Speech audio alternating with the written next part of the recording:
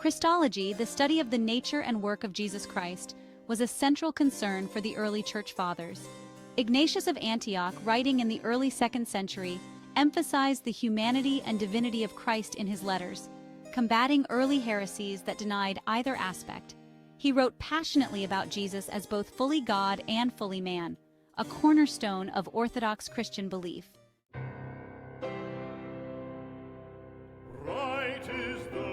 Ignatius of Antioch, writing in the early 2nd century, emphasized the humanity and divinity of Christ in his letters, combating early heresies that denied either aspect.